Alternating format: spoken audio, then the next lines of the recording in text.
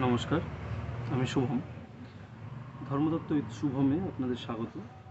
আজকে যে বিষয়ে আলোচনা করব তা হলো, দেখবেন কিছু মানুষ আছে যারা প্রায় তাদের উপর ভর আসে, আর ভর এসে তারা ভগবান কিন্তু তারা অনেক কিছু বলে, অনেককে অভিশাপ দেয়, অনেককে আশীর্বাদ দেয়, ঠিক আছে, অলৌকিক ব্যাপার, ঠিক আছে। তো এই অলৌকিক ব্যাপারগুলো যারা এটা করে, ঠিক আছে, আমি আদৌ জানি না তারা কতটা সত্যি ব্যাপারগুলো হয়, ঠিক আছে।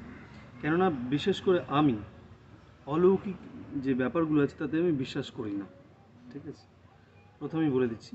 আর তারপরের ঘটনা হচ্ছে যেটা, ভগবান দেখবেন যখনই কোনো বিশেষ মুহূর্তে, যখন বড় বড় যে অসুর বা দানব, যারা রাক্ষস, তাদেরকে